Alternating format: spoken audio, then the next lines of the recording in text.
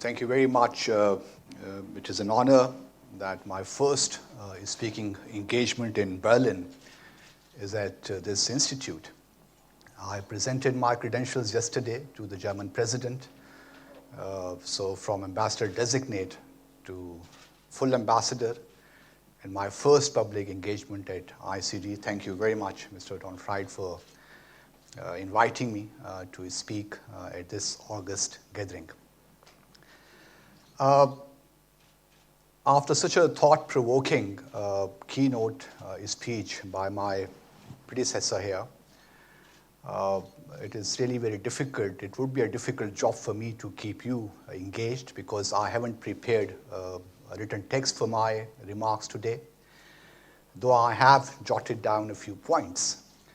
So I will be talking to you, speaking to you in a more kind of informal way in order to see as to what my perspective is about the issue at hand and how we think about inequalities, both political and economic, and how civil society in our part of the world, along with private and public and private partnerships, we are trying to overcome political and economic inequalities in Pakistan. Before I do that, let me just make 2 or 3 general observations. First of all, from my perspective, as I see this issue, political and economic inequalities are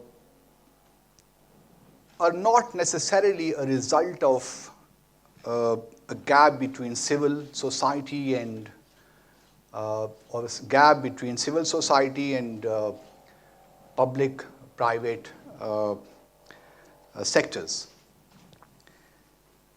While it may be worthwhile to bridge this gap and to overcome, with a view to overcoming inequalities, the problem, this problem of inequality in some societies, and including Pakistan, is directly linked to political and social structures. What if inequality becomes or is the very basis of stability of any society? Because there is an argument made in some parts of the world that inequality in a way leads or is a way to maintain stability in certain societies. I will give you an example that in some countries still the caste system is working very well. And the caste system is seen as a way of stabilizing the social strata. And since caste system provides a stability, so it is important that the inequality, whatever that genesis may be, is a positive phenomenon which is helping the society to maintain its stability. So inequality, in other words, is necessary for the stability of society. This argument was slightly touched by my predecessor, but I think this is one argument we should not be losing sight at, that certain societies they conceive themselves or perceive themselves as or their social structures, however unequal, or however inequalities they may engender, they see those inequalities as an element of stability in their societies.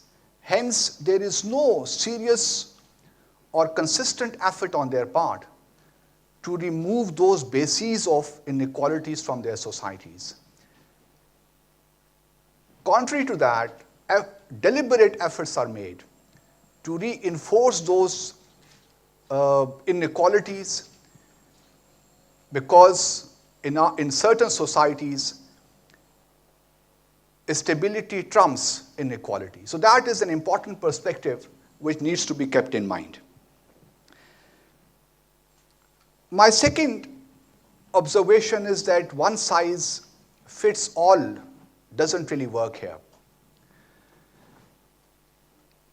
Every society lives and evolves with its own peculiarities. But let me hasten to add here that the fast-changing world is kind of impacting almost all countries in different ways. I will give you an example here in order to make my point. A former president of Harvard University, Larry Summers, once said that in the history of the world, no one ever washed a rented car. And I'm sure all of you sitting here would agree with that observation, that we do rent a car, but we never think of washing it. But believe you me, I did wash a rented car. And I washed it because I rented that car for almost a fortnight, and it wasn't me, but my wife who really insisted that, because she preferred to be sitting in a clean car, so we washed that car, despite the fact that that was a rented car. So here, what I'm trying to suggest is that there are different dynamics which work. Hence, in countries like Pakistan or other developing countries, we may be talking about inequalities, both political and economic, but their genesis, their reasons are different than how you may perceive or look at those things from your perspective.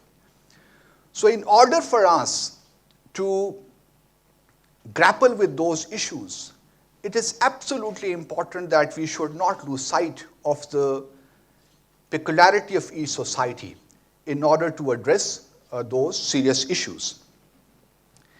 My third point is, which was touched earlier, that we are living in a cosmopolitan world. And that world is being shaped and shoved by different variables, both dependent and independent. There are tangibles, intangibles, which are continuing to affect our world. And we have come to that pass where it has become slightly difficult for an educated citizen of this world to distinguish as to what is local and what is global, because everything is being affected by this revolutionary change in our world, and we are kind of fighting constantly with different developments in our individual lives, in our national lives, regional lives, and global lives. So there is a constant adjustment and readjustment taking place. And that makes the whole debate of inequalities very, very interesting. So now,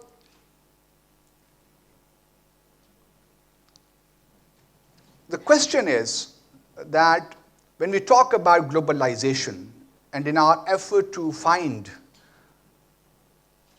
general solutions, which we in our wisdom think that perhaps can be valid or effective in all societies, irrespective of their differences, one thought comes to my mind that has this globalization, this concept of global village, has that been able to narrow our differences to the extent that we have transcended all our subjectivities which come along with nationalism? I think nation-state is a big achievement, no doubt. And I doubt very much that we as citizens of the world have been able to overcome our prejudices, national or nationalist prejudices, despite the fact that we call our world a global village. And I personally believe that so long as we cannot ensure free movement of labor across the borders around the world, it will continue to be very difficult for us to really call ourselves global citizens. And what is happening today in the Eurozone is a small reflection of what can happen next to our world as a whole. We can always come up with very on the drawing board, they look all very plausible solutions to our problems. But at the same time, it is important that when we are talking about inequalities, our global financial issues, and it is important that how the world is evolving to promoting global norms and values, global systems, global mechanisms, we should not lose sight of the local perspective in our efforts. Now, with these three observations, let me dwell briefly on our part of the region, especially focusing on Pakistan. Pakistan is not a big country economically or financially, but we are a country of 200 million people. And Pakistan's inequalities, which you see in Pakistan or we see in Pakistan today, primarily stemmed from our feudal structures at the time of our creation in 1947, as well as our regional environment. Because in our regional environment, we had problems with India on the Jammu and Kashmir dispute. We had some problems with Afghanistan. So our country, immediately after its birth, because we were a new country created, we became security-oriented country. We in the process could not really spend much on our social sector. So there was always a Lippmann gap, as it is called, between resources and requirements. And our resources, most of our resources ended up being spent on our defense because of our genuine legitimate security reasons in the region.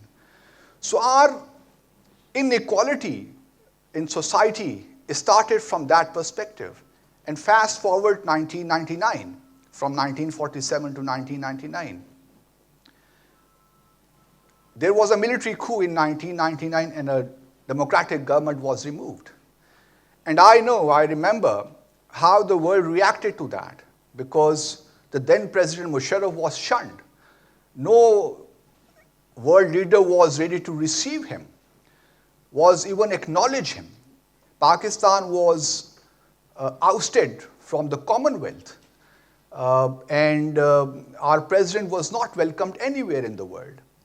And that in a kind of demonstrated as to how the government or the world has evolved and how universal principles of democracy, human rights, those principles have evolved over the years.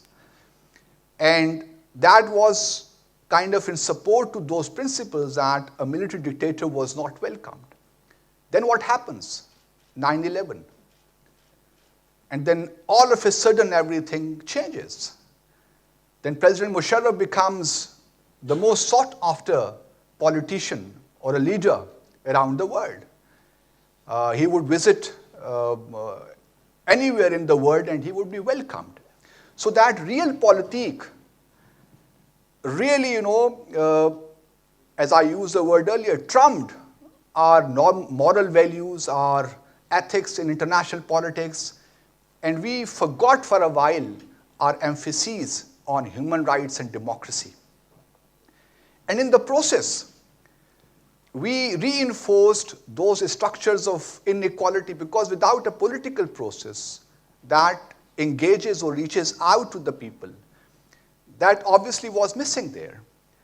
And since Pakistan was evolving at that point in time, our march towards democracy was really affected by 9/11 and then its repercussions.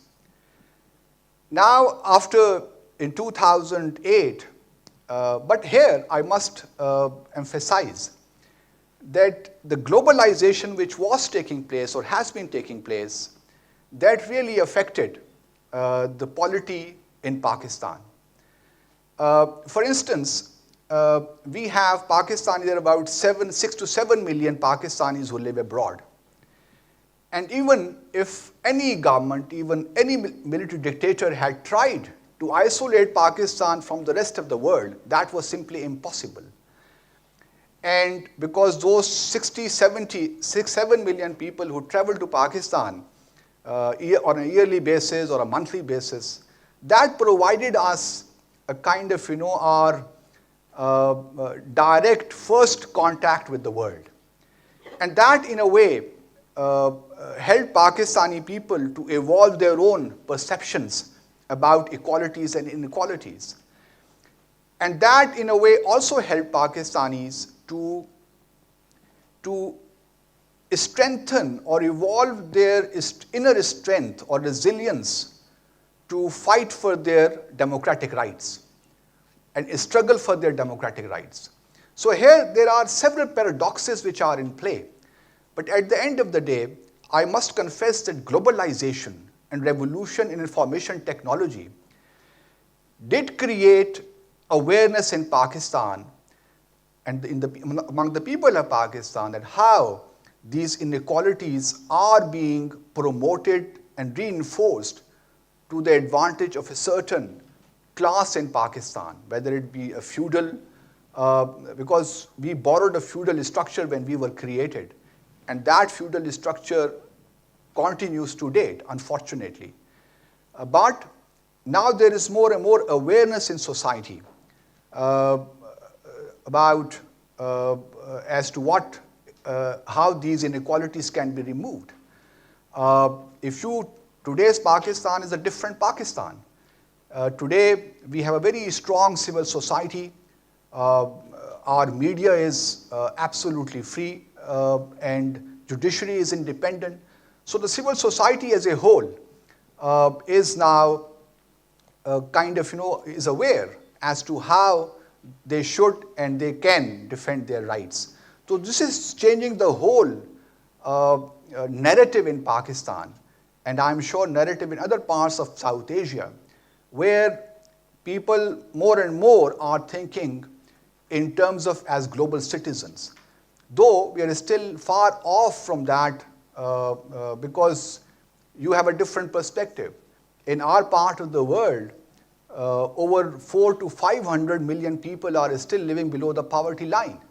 So for us, the challenge is not to fight inequalities by bridging the gap between civil society and public-private sectors. For us is a daily struggle as to how we can provide bread and routine health treatment in order to overcome disease. So our problems, our difficulties are of a different nature because we are not at that stage where we can think in terms of global perspectives.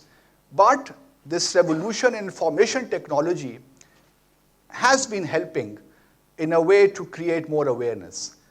At the same time, in the regional context, things are also changing because at one point in time, the regional environment made Pakistan a security-oriented state because as compared to India, we were a smaller country and we always feared about our security. But now things are changing because SAARC, South Asia, is perhaps the only region in the world which is least integrated in terms of economic interdependence. But now there is a kind of realization in both India and Pakistan that we can fight on, but in the process we are losing the economic benefit which is accrued from more and more economic cooperation. So it's a kind of a process which has taken roots in our countries, but I think it's a long way to go because we are not yet there where we have 100% literacy rate in Pakistan, where our population is not offsetting whatever growth is achieved because in our country's population growth rate is still beyond 2%, which is unsustainable by any standards. So we are, kind of fighting with these inequalities in our own ways. But at the same time, I must confess that globalization has helped our countries to overcome our structural problems in societies. I mentioned the caste system, I mentioned the feudal structure, the tribal mindset. So that will take some time where we would be thinking more in terms of global inequalities, both social and economic, political and economic. Because as you empower people, in our view, as you empower people, especially empowering women, in Oriental societies, women do face cultural taboos, cultural issues, which hobble or impede their active participation in our societies. So we are kind of, it's a multi-pronged effort which is being taken. And I am confident as Ambassador of Pakistan that things are improving. Things are getting into shape where we can hope that the future of our region is also very bright, and then we can perhaps tackle all these issues of inequalities at the global level. So our first challenge is to get to grips with our issues in our respective societies, dispense with our old structures by maintaining our cultural ethos, because that is equally important. You cannot develop unless you are firmly rooted, and roots are based on your cultural ethos. So it's a continuous struggle which is taking place in our region and in our countries. And one hopes that with more education, with more awareness which globalization has provided, our countries would be able to play a more meaningful role in the development of international, universal norms, which are inherently should be based or underpinned by human values. Because we all human beings do have the capacity to transcend our personal or societal biases. And we have seen how people around the world, and particularly in Germany, came out to help Pakistanis, victims of floods in 2010. Over $300 million or euros were collected as donations. So these are the things which do provide us hope for our future as a whole. So with these few remarks, may I thank you once again, Mr. Donfried, for this opportunity. Thank you very much.